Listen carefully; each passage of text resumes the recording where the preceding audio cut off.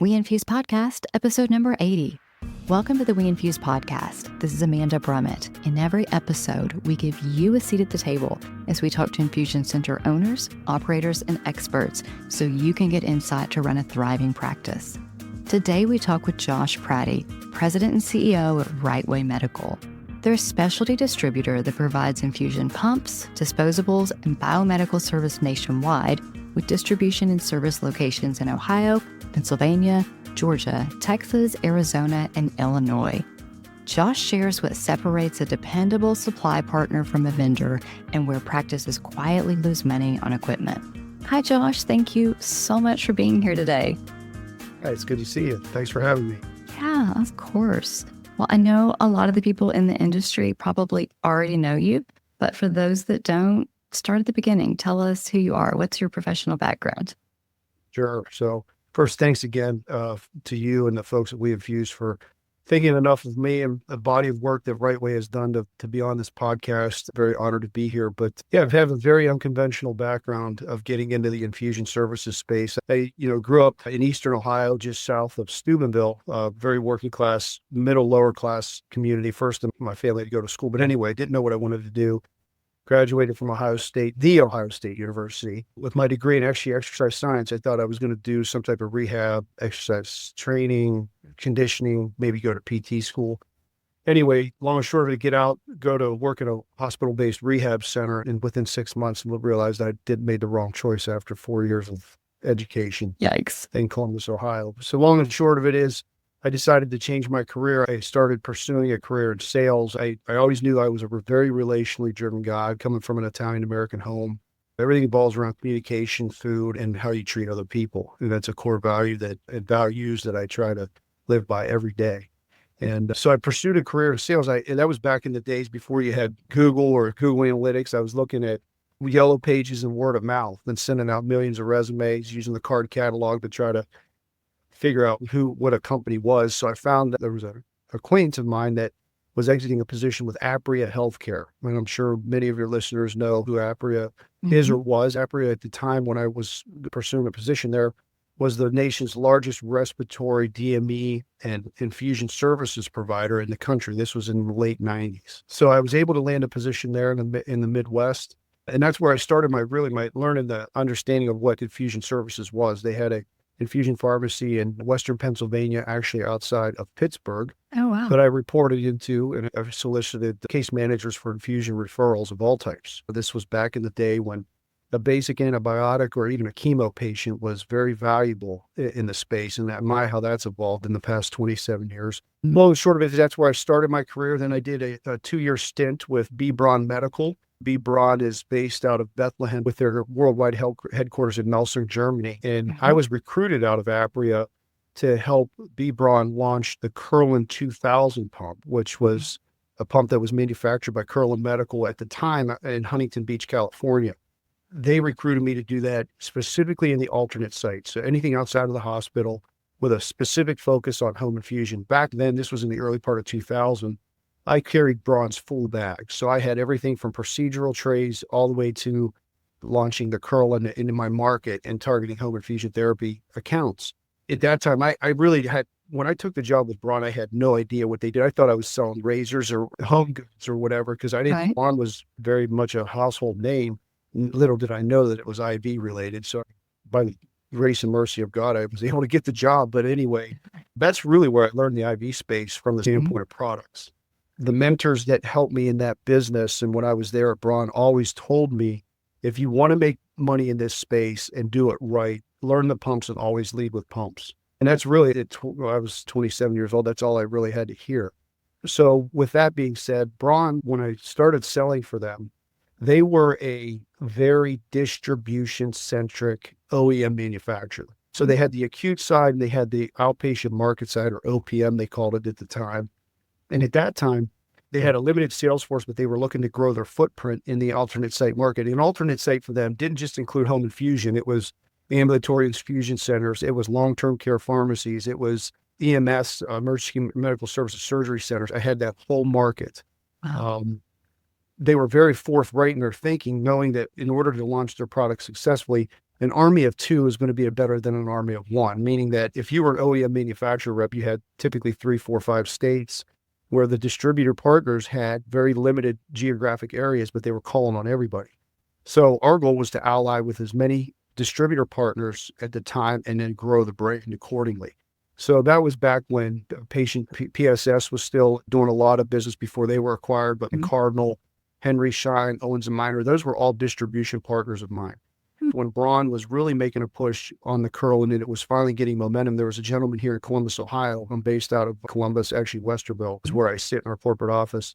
He was starting his second distribution company, and he was specifically focused on the IV pump side of the business. And at that time, I was doing very well with Braun, and I was working with him hand in hand. And after working with him for 2.5 years, he asked me to come on board and helped him build out a sales team because he started the second business. The first one was acquired by a company in the market called Universal Hospital Services, which is now Agility, evolved into Agility. Anyway, he asked me to come on board and gave me a very small equity interest in the company. And he always told me that his goal was to sell the company eventually. But during that period of time, I learned how to become a true business guy. Yeah. I was always been a sales guy, but a business person. And leading into the time that I was there, I initially started out as a rep, but I eventually became senior VP of sales and operations, and the entire company reported to me. We had 7 or 8 locations throughout the United States. And that company was acquired by a strategic competitor called Medical Specialty Distributors. Medical Specialties was the largest at the time specialty IV distributor in the alternate site market. This happened back in 2013. We were acquired. They were owned by a private equity company out of Chicago. Long and short of it is they absorbed the entire company. Very emotional time in my career. It was a fixed asset transaction for those of you who may or may not know what that means. They basically took all the assets, rolled it into their business, and got rid of all the facilities and the people, 90% of the people. Very emotional times. Since I hired everybody and I had to turn around, and about 80% of them I had to let go within the first 6 to 8 weeks of being acquired. So during that period, I wasn't retained as well, and I was let go, and I negotiated my non-compete down, and then I had a decision to make during my non-compete phase, whether it was either to go back into corporate, and I had some opportunities with some other providers on the IV pump side, or start my own company. And this goes back to my core values that I mentioned earlier. I'm a very relational driven person. And a lot of the customers kept calling my cell phone, even though I was not soliciting them. I was adhering to my non-compete. I just told them, hey, I will help you, let you know if you're getting a good deal or not, but I can't converse with you about what I'm doing or what my plans are. I only had to take so many calls to feel that, hey, maybe there's a need in this market. And in March of 2014, I decided to start Right Way Medical. I started the business out of my garage on a 6-foot coffee table. Wow. So it was a very unique experience. My wife unconditionally supported me. Thank God. She was the brains of the operation and had a very good job, and we had really no debt. And I just started dialing for dollars back in the day. And that's what's kind of led into Right Way. So in the current state, Right Way has 6 locations throughout the U.S. We're one of the largest specialty IV distributors. We always focus on the IV pump and IV products that go into the alternate site. So our customer base is home infusion therapy, ambulatory infusion centers, specialty infusion pharmacies, long-term care pharmacies, and basically anybody that could start an IV in the post-acute market. There's days that are better than others. Even though I'm my own business owner, my wife always kids me and says, hey, on Mondays you're ready to sell, and Fridays you're ready to conquer the world. So there's a lot to unpack there, but that's my quick background. So I'll turn it to you for the next question. I'm sorry for being a little long-winded. No, that was beautiful. And I really respect and admire the fact that you learned the business side in the field and as you went along. And I love your origin in sales, because most people think about starting a company and they think about all the operational things, but you went and got clients. You smiled and dialed, and that's the way to get started. So just really impressive and hopefully inspirational to people, especially as they're starting new infusion centers and other companies. Yeah, my mentors in business always said revenue cures everything. Everyone looks at, hell, you got to have all these sexy buildings. And they were like, you need to get revenue and figure out how to make it work and then go get your building. And at times that ain't going to be a tile floor. It might be a little bit of a wood floor that you're sweeping at night, but you got to go get the revenue first. Absolutely. Yeah. And start clean. Yeah, for sure. I really appreciate that approach. So I am curious, how long, so it sounds like you started out no debt and just making phone calls and getting things going. How long did it take for you to feel like you had a real company and that you were really doing well? Question. The truthful answer is I still don't feel like I'm there. That's the truth for everybody that tells the truth. It is. But I will tell you, I was very blessed based upon relationships. My non-compete came off, and within 2 days, I had my first active customer. Now, that didn't mean I had product.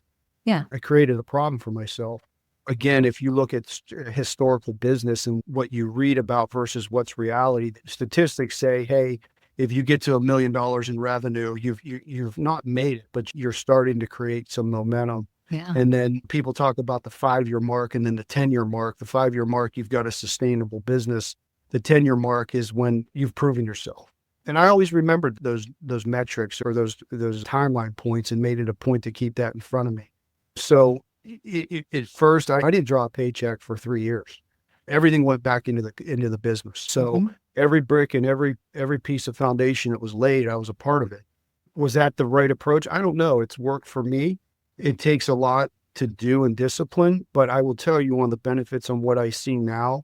We hire a lot of very young people coming out of school that want to learn a business, that think they have it to be a business owner. And I love that approach, but they don't know what they don't know.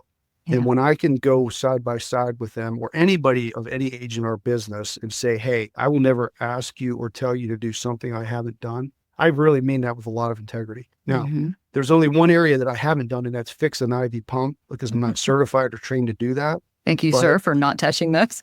Yeah, that isn't going to happen.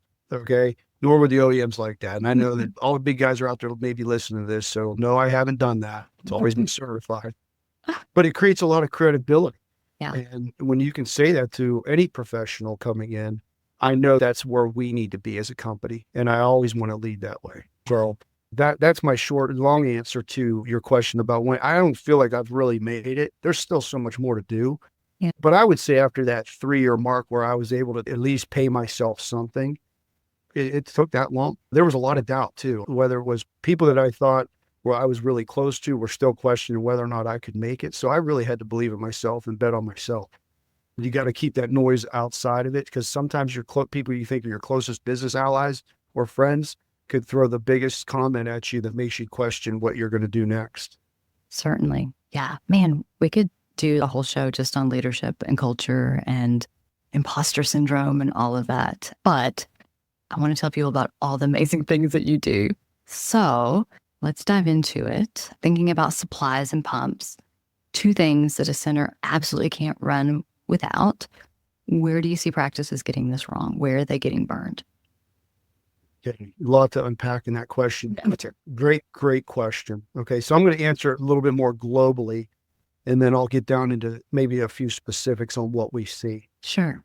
One of the biggest things that I've learned over the past 5 years, and COVID shined a huge light on our market to begin with. There's some certain factors that are going on in the home infusion and alternate site infusion space that are really impactful. One, okay, the boomer age group is getting older. Everybody knows that too. COVID shined a huge spotlight on the inefficiencies of hospitals and how to operate, which everybody knew was out there. And I'm not dogging hospitals; they're very necessary, but at times there's a lot of bloat. Let's just say that. Yeah. Okay, fine. The other piece was the want and will for people to want to get better in their home setting. The results on that statistically, from what I've seen, without going into specifics, have been better. Okay, the environment. The other piece that's a factor in what we're seeing and why the ERC space is really growing and where I think people want to jump in is the fact that the number of drugs for IV injection or IV infusion that are getting approved through the FDA is at a 52-week high. I've seen statistics on CNBC and even LinkedIn where they're anticipating the infusion space to double in size over the next 8 years. So everybody's looking at that, from business bankers to pharmacists that are in with big corporations that say, hey, I've got a personal relationship with the clients. So it's good. It's very enticing to get into. That's a good thing. When you're looking at products and you're going into this specific market that We Infuse focuses on, if you've always been operating in a big corporate environment, that's great. But you got to understand that when you come into a business and you're launching your own AIC, in particular in that situation, a lot of those factors that you have support behind you comes down to one person, and that's yourself. Yeah. Some people understand that, in my opinion. Some people don't. Okay. You can have a lot of finances behind you as well, but still mess it up in a big way. So this Yeah. leads me into the product side of things, Yeah. where we look at things from the ambulatory infusion center side. We don't do anything. I shouldn't say anything.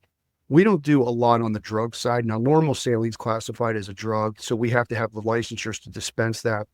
But we're not doing the specialty drugs like some of my competition does, or even some of the other wholesalers that we don't compete against. But there's five, in my opinion, there's five main expenses that people need to measure and look at.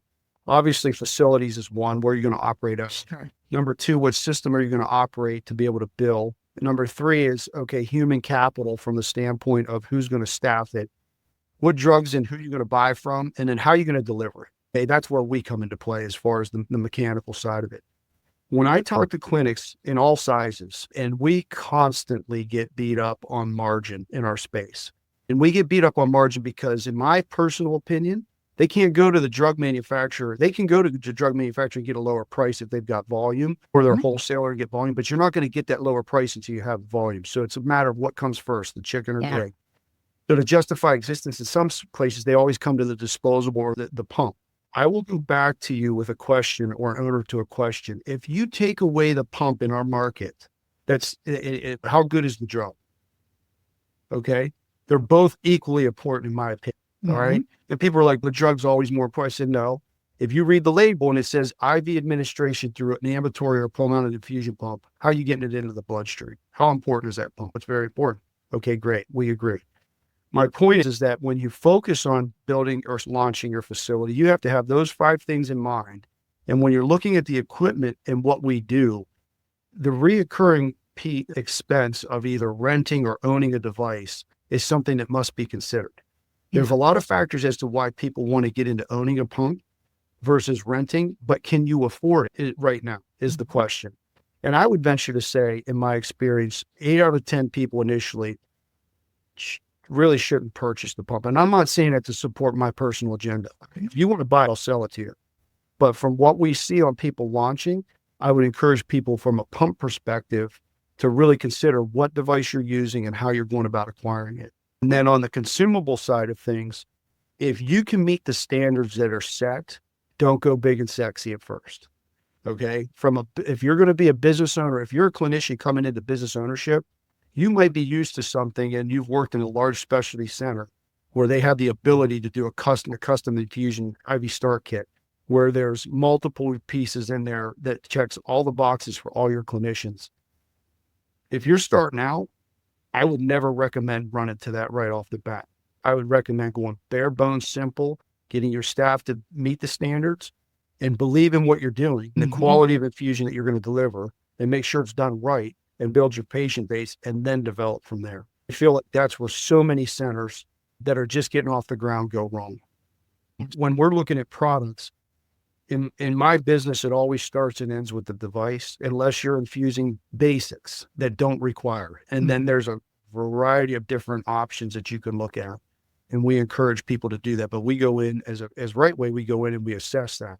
And we have frank conversations. Like we don't expect people to always agree with us, but we want to provoke thought. If we provoke thought, we're winning. Yeah. Doesn't mean we get the business, but at least we let people think through it. And maybe we assisted them, maybe we didn't. But a lot of times we do assist in that. And so I'm hearing that a mistake is buying early before you can, when you should be leasing, picking the sexy options with all the bells and whistles, going more basic. What other places do you see owners and operators making mistakes, doing things the hard way when it comes to supplies and pumps? So if you're looking at the number of chairs that they start off with, if you come, again, I'm just going to use the analogy, coming from a large center that's backed and you've got a lot of liquidity behind you and starting your own gig, make sure the chairs are full. If you don't have patience, and you're going to assume, we know what assumptions do, right? We've all heard that. Yep. And we don't want to get on that path because I know this is a PG rated podcast, but we all educated people here. You can't assume that the referral source is going to come through. If they've got one or two for you, get the one or two, and then you can expand upon it. On the product side, the med surg side, you can get products quick. You can probably get drugs quick too. It might cost you a little bit more, but make sure that you have an absolute solidified referral source. Also, understand the type of referral that's going to be coming through your door. Everybody's chasing specialty infusion now because, oh, it's $60,000 reimbursable dose on 5% or less gross profit margin. Okay, that's decent margin on a very expensive drug. But what happens if you get one that's not reimbursable or you don't have a network providership to be able to bill for it? Are you going to accept it? Okay. Really iron out those details and understand. And a lot of people, in some instances, they've done that very well based on the way they've structured it. But in some instances, they don't. And then they're waiting to get that patient through the door. And it goes back to my initial statement, revenue cures everything. If you have a patient to sit in the chair, you can have the money to go and get the additional, maybe the blanket warmer, the chair, whatever it is, the pump, whatever it is. And I realize that people are competing against much larger things. Remember, I started this off of a 6-foot coffee table in my garage. You can do it. You have to believe in it, but be smart. Yeah, absolutely. Really good practical advice. And then when they're looking for their partners, people they want to work with, what should they look for in a distributor beyond price? Oh, that's a great question. All right, integrity, you got to really trust the person first. I always say people do business with who they know, and trust is a big statement there. You got to prove yourself, right? You make your distributor partner prove themselves. Hey, what's good for your buddy might not be good for you. You might not like the same person. I don't know. You might not like us. You might like somebody else. But I would tell you to vet them and then really assess not just the responsiveness, but the creativity, not because they're trying to position things you don't need, but vet them out. If you're working with someone that's been in the space a long time, they can list out and rattle off probably half the people that you already know in the space. And if you're thinking about doing business with them, go talk to those people, whether you're friends with them or not. Look, everybody that goes to the same, we all go to NICA, we all go to NHIA. People go to ASHP. It's the same people. I see all the same faces. Go talk to those people about, hey, what do you know? And if you hear positives, that's a good sign. If you hear, I will watch for this or that, still your own personal decision to make, but really vet it and trust the person. And a good distributor should be selling to your need, not to their agenda. If a distributor is selling to their agenda, it's a big red flag. Yeah. That's worth repeating. A good distributor should be selling to your need, not their agenda. Absolutely. All right, let's dive into the Distributor Connect partnership with WeInfuse. Josh, what does that look like? What does it change for providers? Yeah, so that is a very new relationship for us. I love what Brian and Reese have done and continue to do at WeInfuse. Talk about a company that's evolved. We've been on the same path. I remember when Brian's tagline was taking confusion out of infusion billing. And I thought that was fantastic. He was tough to get a hold of. Let me tell you, it took me a while. Yeah. And that wasn't because he didn't want to respond. He was just busy. Right. But then he and Reese partnered up, and long and short of it, we've known of each other. And since 2017, I launched some Right Track software back then, and he was starting on really hitting it hard on the social media platforms. But anyway, they were developing so rapidly and trying to really pinpoint the AIC space. It was a very big up and coming, and it still is an up and coming market. We were a little bit behind there on knowing what was actually going on because we were watching some things going on in home infusion where the home infusion providers were getting involved in it, and then they backed out of it, and then it went into the true category of ambulatory infusion center. As they built their software, they had that very highly desired and acceptable billing platform for the AIC space. And now there's some crossover going back into the home infusion space with them, which we're even more excited about. But really the relationship will allow customers for one order point entry for them to put their orders in through the WeInfuse system to integrate with our system. So there should be constant deliverables, updated price points, so on and so forth. So they can actually push that through the WeInfuse platform into us, and then us just execute on the deliverables on the backside. Now, that doesn't take into consideration a few other things. There's still, if you're a well-established infusion center, and you've got multiple chairs and equipment and so on and so forth, it's not going to address some of those issues as it relates to getting preventative maintenance done and expansions. We're going to be very involved if we know that we're communicating based upon them coming to us or us going to WeInfuse. So we work through those things, but really on the consumable side, it should become a very fluid process and a deliverable, especially when these facilities are growing and growing rapidly. So we've got some things to iron out there, but we're really excited. We're hand in hand with them on a number of different things. We see them specifically really involved at NICA with what Brian Nyquist is doing over there in his group. They've been very gracious to introduce us to some folks over there, and that's paid great dividends for us. Really love our relationship with how that's growing and some of the things we're doing and some of the standards they're setting. And we want to be a part of that. And then we also like what they're doing on the home infusion end. There's a lot of development there that they're working hard at, and we're excited for the future there. And we wanted to be the first ones in as a distribution partner with them. And it took us 5 years, but we got there. So it's exciting. A lot to be determined, but we're excited about. Josh, that all sounds really cool. I am curious, do Infuse Track and Right Track play well together? Yeah, so that's a fantastic question. As you in the audience may be aware, Infuse Track was released about 3 months ago. And it just goes back to my prior conversation with talking to Brian and Reese for just years. And we were initially trying to get integrated with Right Track into We Infuse's software. And then we see that they developed Infuse Track. And to be honest, I was a little taken back at first when I saw it hit. And I called Brian and Reese and I said, hey guys, what's this all about? And you got to be, what I want to say, let cooler heads prevail there, because we're all very entrepreneurial and competitive and this and that. But in actuality, yes, it's going to play really well together. And what we learned is this. When I started Right Way Medical, I learned a lot about what we didn't do in the previous business that was acquired by Medical Specialties that I mentioned earlier. And one of the biggest things that we didn't do very well, and it was all on an Excel spreadsheet, was track assets. And what's the largest expense for me was the IV pumps. Yeah. And we did really well, and we made it a goal to get a tracking platform that we created from scratch with coders here in the Columbus area and developed it. And then we run it to this day, and it's in its current form.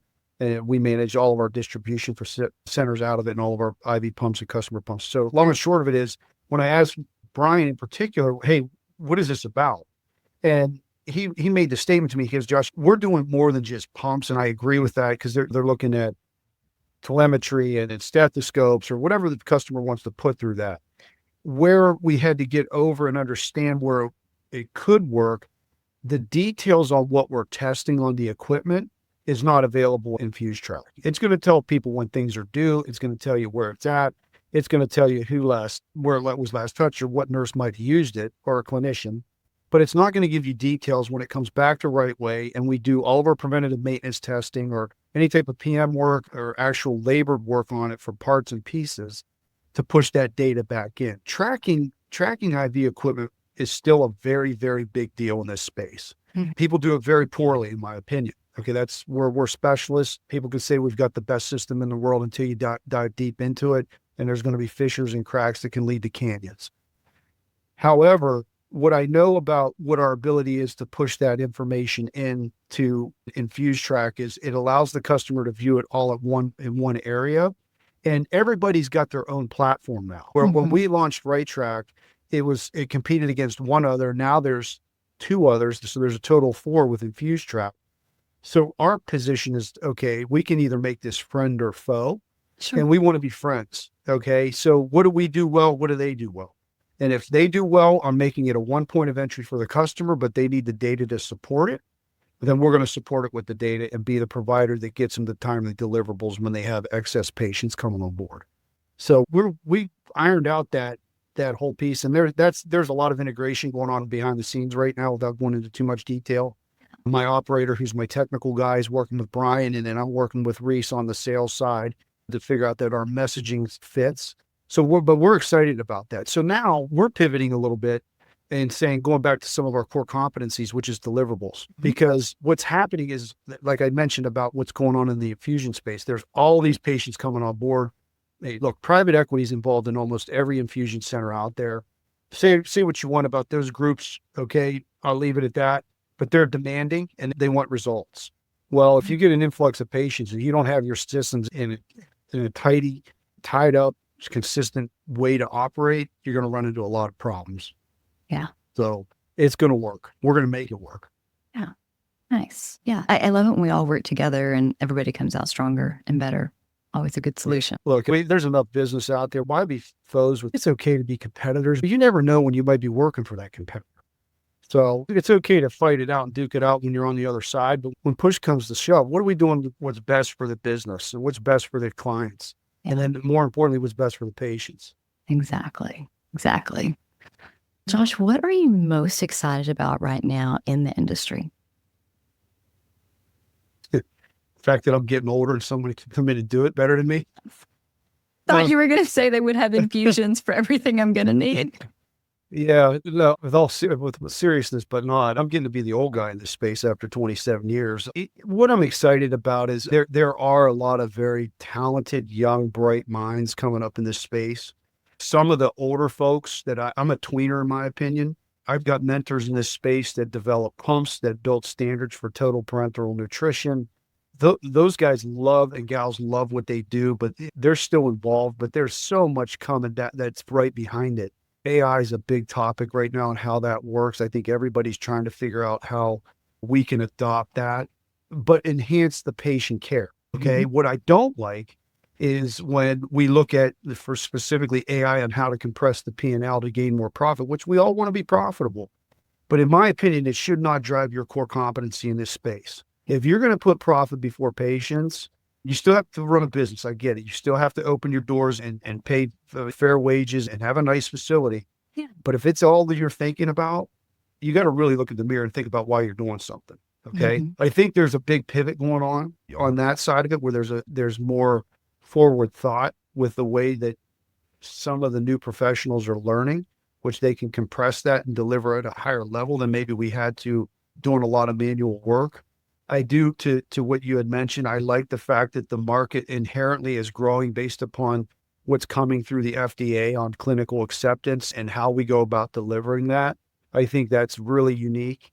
It's more expensive to operate right now than it's ever been. That's a huge challenge. So there's a play for AI, but you still got to make it work. I don't think you're ever going to get out of that human capital side of it, regardless of what people want to say. I don't think there's going to be a time anytime soon, and there's going to be someone or some people or some group listening to me right now that thinks that a robot is going to be able to do that in 3 years. And if the FDA ever approves that, I'll probably retire, because go talk to the OEMs that can't get a new IV pump through the FDA. So I think there's a lot of opportunity with the tech side of it, but I get excited about a blend of that.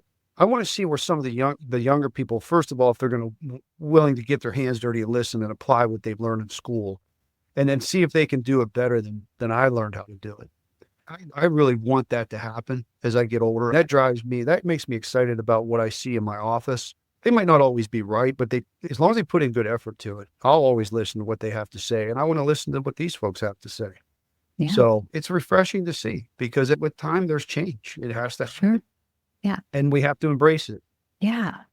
Since you've dropped so many leadership and culture nuggets that I was not expecting. I was expecting good stuff on supplies and pumps, but I'm loving all of your great leadership stuff. You've mentioned all the different ages in the workforce, and your workforce in particular being young. Any advice there for working with people in different generations and keeping them motivated and engaged?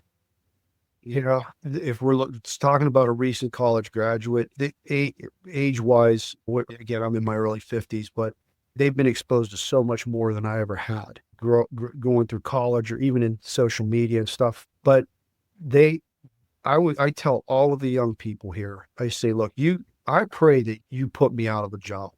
Okay. I want you to have my seat. But don't think that because what took me 27 years to build should only take you 2. All right. Now, you might be able to expedite it a little bit, but don't come into it with the attitude that you might be able to do a little bit better and a little bit faster. But there's always an advantage to having tenure and season on what you're operating with and what you're faced with. Because I tell them all, as soon as you think you know it all, you don't know enough. Nope. Okay. One of my mentors in this business, when I was really young and full of enthusiasm, let's just say, you can put a lot of adjectives behind that. He said he would call me up and he would ask me questions, and it was like a Wolf of Wall Street. Have you seen the movie Wolf of Wall Street? Where Leonardo DiCaprio is banging on the phone. Oh, give me a deal. He would ask me questions like that, until I said, I don't know. And he said that to me. He goes, you don't know enough, and he'd hang up. He'd go, now go figure it out. Now was that the right approach? It was for me. I'm not adopting that here, but it's the same philosophy. Yeah. So you be patient is what I tell them. And stay with it. Be consistent. Okay. I go back to the working out analogy. We all read documents about yo-yoing with our diets and working out, right? You want to be steady, consistent, a steady Freddy with it. Show up every day. Some days are going to be better than others. And I tell them, like I told you earlier, Mondays, I don't want to be here. I own the company and I don't want to go to work. Okay. People say that you're in the wrong spot, Josh. No, I'll call BS on that because I guarantee it. There's days that people that own businesses don't want to go in there to work. Sure. But I know if I show up every day and put my best foot forward, it might not be my best effort. For that day, it might be my best foot.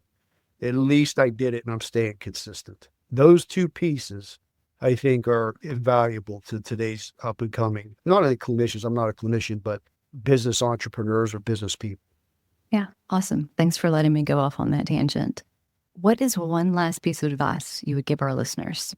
Anything and everything under the sun. Live by the golden rule. Treat others how you want to be treated.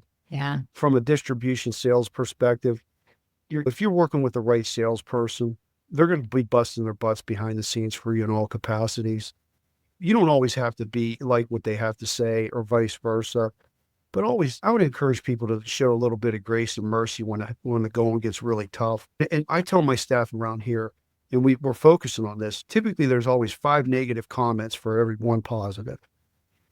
Why can't we make it? We don't want to just blow sunshine where it doesn't belong, and you know what I'm going at. But why can't we say, hey, I'm really irritated, but you did this well, but can we work on this in your deliverable? In the heat of the moment, just remember that the person on the other side is still a person. And from the standpoint of the business, again, you got to be consistent and don't chase what everybody else is doing. Do what you know is best for you in your current status of your clinic or your business operations. And if you don't know, find someone that can help you that you trust. And look in all different areas for that. And that's probably the best I can do with that very specific question. Yeah. Without going down into too many different subsets of that. Yeah. But that's kind of what's been very successful here at Right Way. Yeah, that's great advice. Well, Josh, thank you so much for your time. Thank you for your passion, and thank you for all you do for infusion centers. Yeah, thank you for having me. Looking forward to listening in on future podcasts, and congratulations to all the folks at We Infuse and all the success that is being experienced. You guys deserve it all. Well, that was great information from Josh Prati of Right Way Medical about building an infusion supply chain you can count on. I loved hearing how his company started on a coffee table in a garage and now supplies infusion providers across the country. His take on renting versus buying pumps and on the 5 expenses every new center needs to plan for was really valuable. If you aren't familiar with We Infuse, RX Toolkit, and Infuse Track, I encourage you to schedule a test drive of all 3. These tools can save you time and money in your practice while making infusions safer for patients and caregivers. My name is Amanda Brummett, and we'll catch you in the next episode.